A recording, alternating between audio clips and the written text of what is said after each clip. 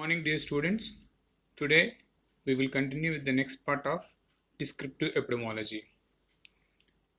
In the last session, we have completed classification of epidemiological methods and a part of descriptive epidemiology. That is, we have defined the population, that is population base, and then defining the disease and the study. That is, we have given operational definition, how epidemiologist is concerned of the definition of the disease, and then we started describing the disease in relation to time. Today we will continue with describing the disease in terms of place and person. So let us see how we can describe the disease in relation to place. We call it as place distribution.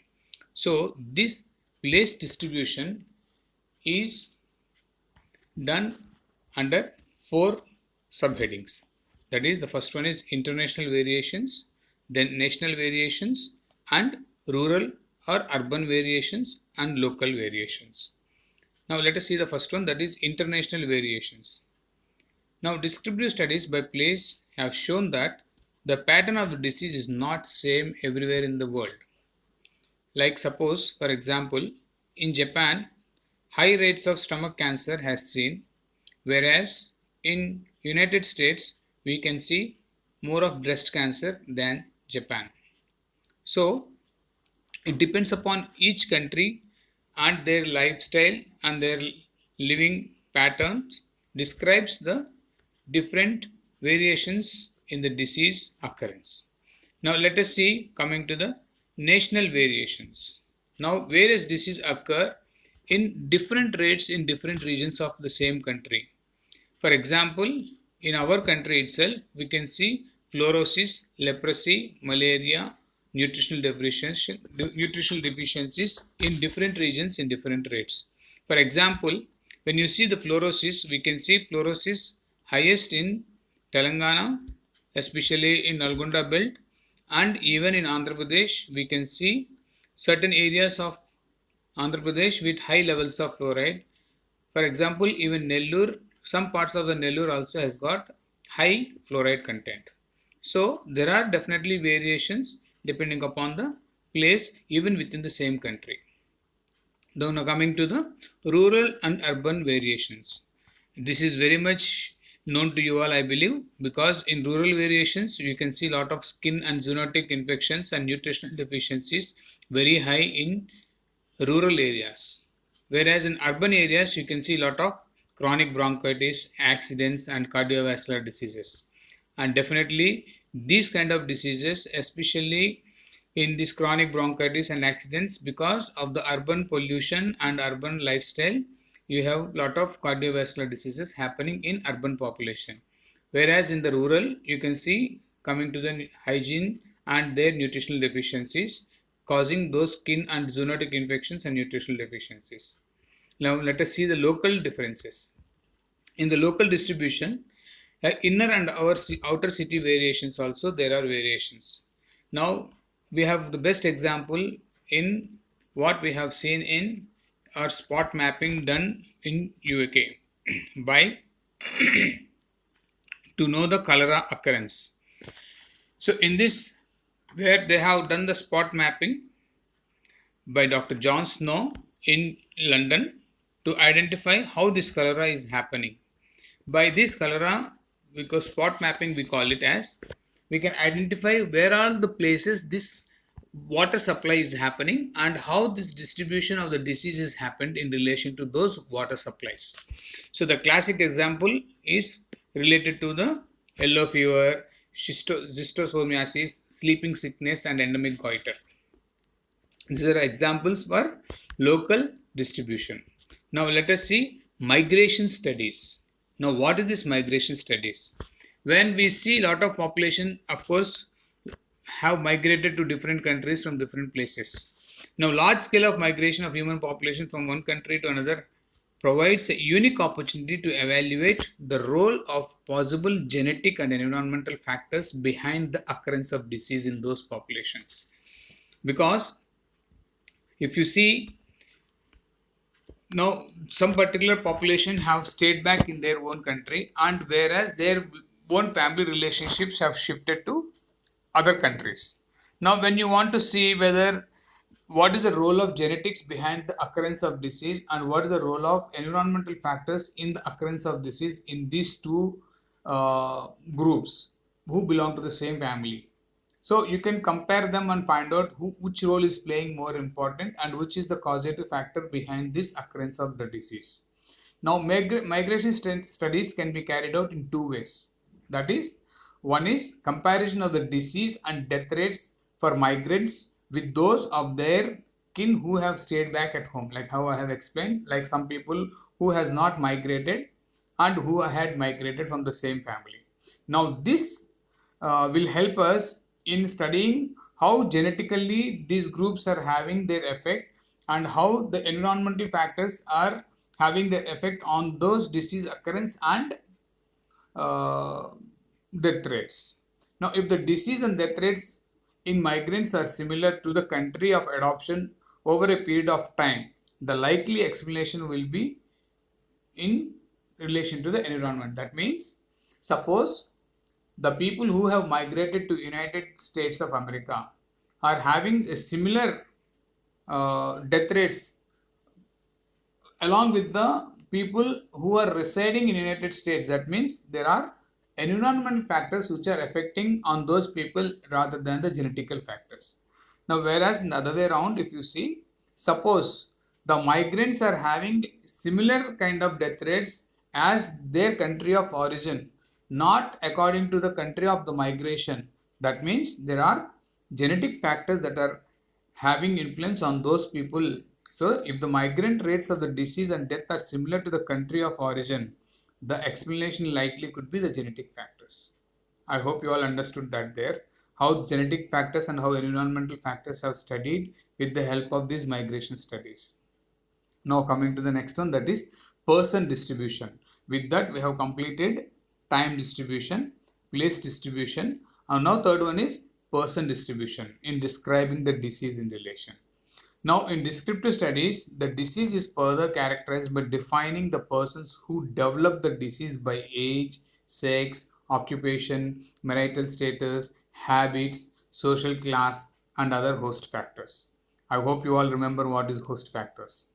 So, these factors do not necessarily represent etiological factors, but they contribute a good deal to our understanding of the natural history of the disease.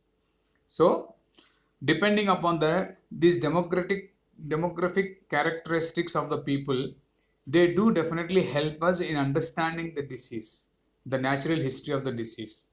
Though, as it is, they might not contribute as an etiological factor. Now, let us see the first one, that is age, which is very strongly related to disease than any other single host factor. Certain diseases are more frequent in certain age groups than in others. Like certain diseases are more common in the childhood and certain diseases are more common in the adulthood and old age, like diabetic, hypertension, cardiovascular diseases. You can see all these things. So, depending upon the age also, you can predict the occurrence of disease. Now, coming to bimodality. This is a very important and very commonly asked short notes or even a Viva question.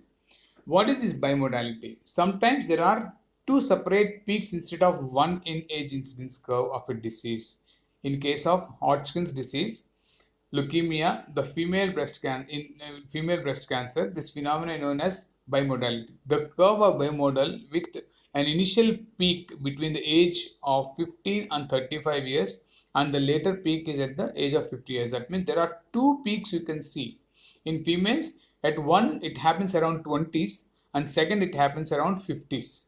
This is called as bimodalities. I will show you the figure also, like how if you can see here Hodgkin's lymphoma incidence statistics. You can see this here. Around 20s one peak is happening and around 50s to 70s there is another peak happening. So the people, it indicates that the study material is not homogeneous and there are two distinct sets of causal factors that might be operative even though the clinical and pathological manifestations of disease are the same at all ages. Now you can see this here, one is at 20s and one is at the 50s. Now coming to the gender. It has been found that certain chronic diseases like diabetic, hyperthyroidism, and obesity are more common in women than in men, whereas in men, more of lung cancer and coronary heart diseases are common because they are less common comparatively in women. Now, occupation. Occupation may alter the habits pattern of employers. Like suppose if you see certain working population or working group will have more of sleepless nights. Like if you see the drivers or transport department people, they'll have less sleep. So they are automatically making a habit of smoking, alcohol, or some sort of drug addiction. You can see in certain populations. So to get rid of that, they what they do is they take a lot of tobacco consumption, pan, gutka, all these things because they want to keep awake. They have to travel. So certain occupations have certain things. Like suppose some people are working in mines, they are exposed to lead. They are exposed to certain, some people working in radiation department, like radiology department. They are exposed to radiation. So these are all the complications which we can expect in relation to occupation. Now, for instance, working, like I have given that example already. Now, coming to the behavior.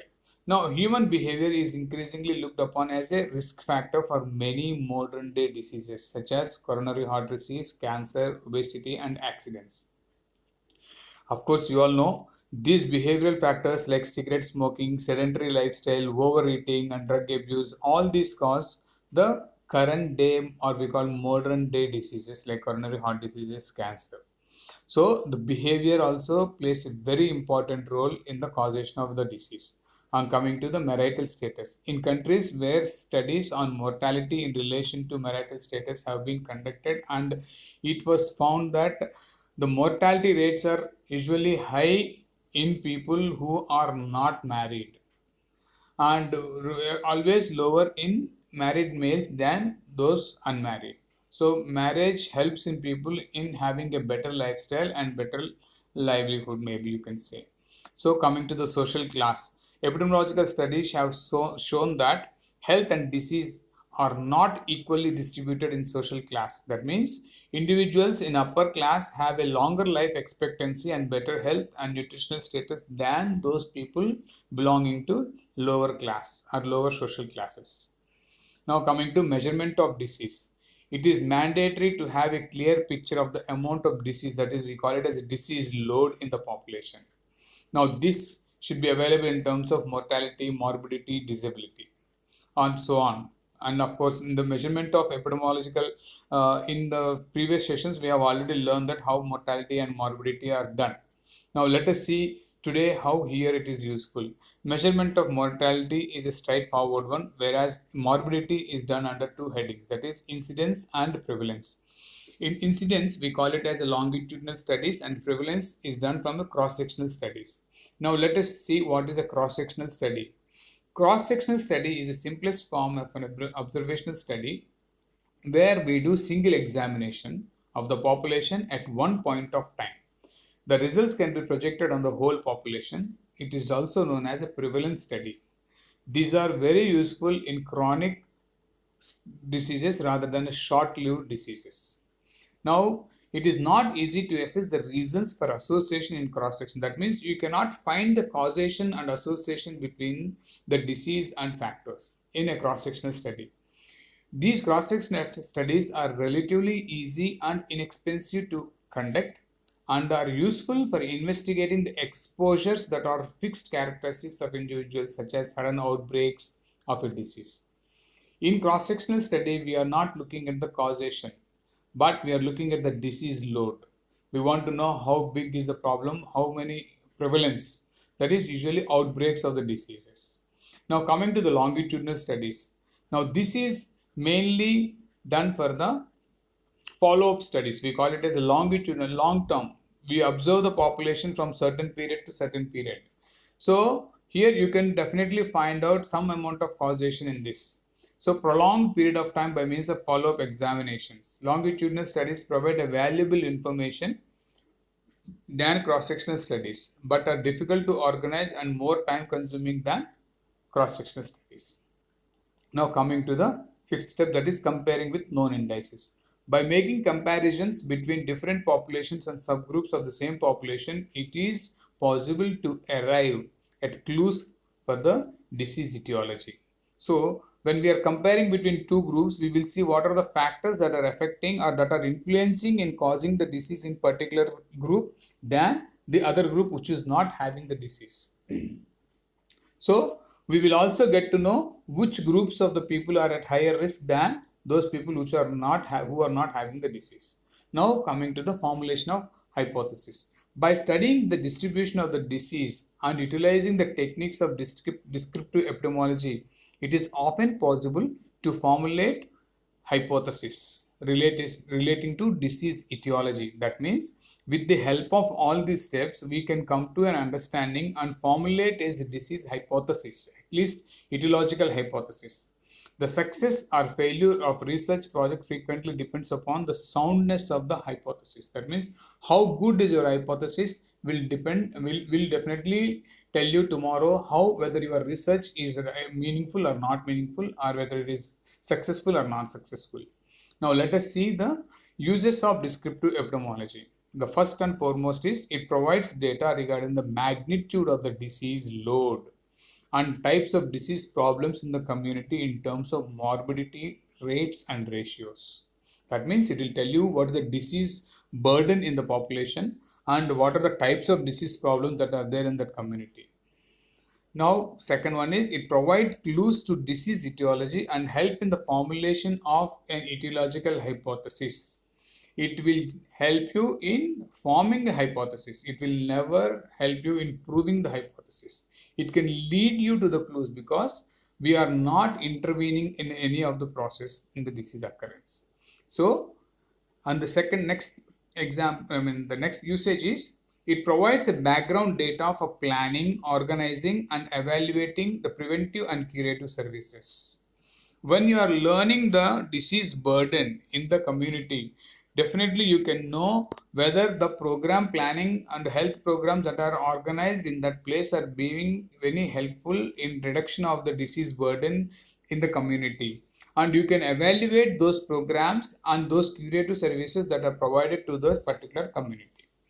And lastly, they contribute to research by describing variations in disease occurrence by time, place, and person.